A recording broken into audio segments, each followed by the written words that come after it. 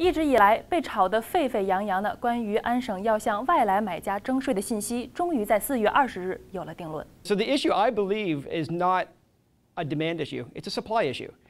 Introducing any tax is made to thwart the demand.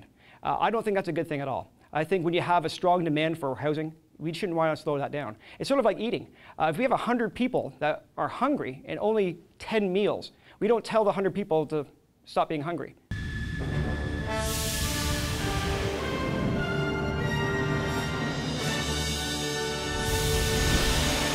你而家收睇嘅係加拿大財經一號電視台。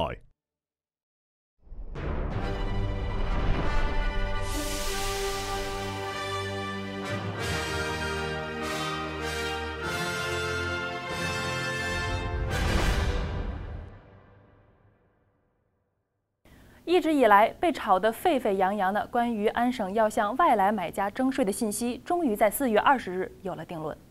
省长韦恩于4月20日上午宣布，省政府推出公平住房计划，这其中包括16项系列新措施，以抑制大多伦多地区以及南安省房价的飞速上涨。当中的主要措施有向海外买家开征15%的非居民投机税。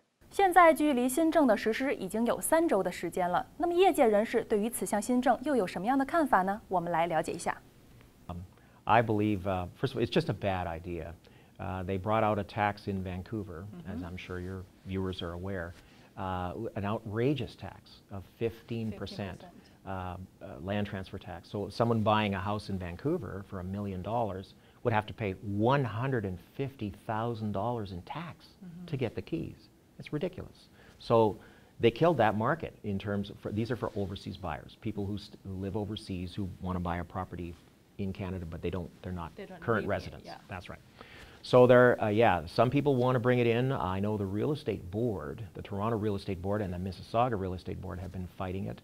Those of us who work in the industry can see that it's not going to solve the problem. So the issue, I believe, is not a demand issue; it's a supply issue. Introducing any tax is made to thwart the demand. I don't think that's a good thing at all. I think when you have a strong demand for housing, we shouldn't want to slow that down. It's sort of like eating. If we have 100 people that are hungry and only 10 meals, we don't tell the 100 people to stop being hungry. We need more food. We need more meals. And so instead of having just 10 meals, we should be trying to figure out a way to get more food into people's bellies. So what we need in the real estate market is more housing. Sometimes that can be done with higher density apartment buildings, condos, that type of thing. It's not easy to do overnight, but it's a bad idea, in my opinion, to thwart the demand of people that want to buy a property in Canada. Last fall, the company Ipsos Reid sent a survey out to all the realtors in the Toronto area. And I answered that it was a survey. It was mandatory that we answer. And it turned out that only somewhere between 4 and 5% of the purchases taking place in the greater Toronto area were from offshore buyers. Not just from China, but from other Middle East countries and in the United States, people that don't live in Canada. So only between 4 and 5%. That means the other 95% of all the buyers are local. Local, yeah. Right. So it's not the 4% or the 5% that's driving the market to high prices. It's the other 95%. 早在2、3月份，房智会其实已经预期了政府会出台类似的政策。那这么一个16项的地产新政，可以说是给多伦多现在火热的房地产市场泼上了一盆冷水。但这一盆冷水是具备了现实的正面的意义的。为什么呢？因为过热的房地产市场，它带来的不仅仅是潜在的经济问题，而且是社会问题。那政府的这么一项新政，可以说是为多伦多房地产市场的长期健康发展奠下了一笔很好的伏笔。安省新政出台后，众人期盼的4月份房屋销售报告终于在上周给出了最新的数据。多伦多地产局称，4月份的挂牌量相对去年同期是增加了33.6%，可以说是近几个月来挂牌量最高的一个月份。同时，房屋交易同比去年下降了3.2%，同比今年的3月也是回落了3.7%。其次，价格的涨幅也有所放缓，但依旧相比去年同期增加了24.5%。数据表明，新政策实施后，大多伦多的房地产市场开始悄然发生着变化。In the last week, since the announcement from the provincial government about the 16 changes they would like to introduce to the real estate market here in Ontario, we kept our finger on the pulse of what was happening, sort of a wait-and-see attitude. But I'll be honest, in the week that's gone by, I have not noticed any changes at all. In fact, I could probably argue that it's been stronger. Listings have been up a little bit last week since that announcement. I don't think it's a major significant change at all to the market. I think it's strong like bull. It's going to continue. 从房智会最新的统计数据来看，在新政实施后，新房的挂牌量上涨了30%，但是同时，二手房的成交量在新政实施后下降了30%。那多伦多的市场很明显的在新政以后，从以前的供不应求往供给平衡正在推进。我们还有一个统计是关于独立屋的价格变动统计，在新政实施以后，独立屋的总体价位没有受到明显的浮动，但同时我们也发现独立屋的重新挂牌数量大幅上增。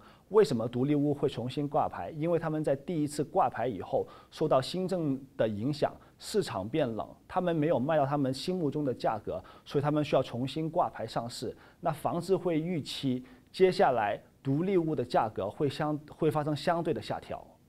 安省开征新税的方案俨然是去年夏天大温新政的翻版。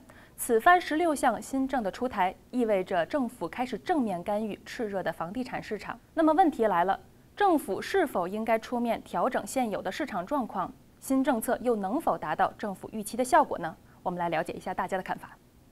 Well, the real estate market here is crazy, right? And we see bidding war every day. Yes. Do you believe like government should cool off this market? It's a good question, Jackie. It's a very good question. Should government get involved in, as they say, cooling off the housing market? Yeah. I think not. Personally, I think that the market is currently driving itself. We have supply that is very limited in Toronto. We have a very high demand, both from foreign and domestic sources.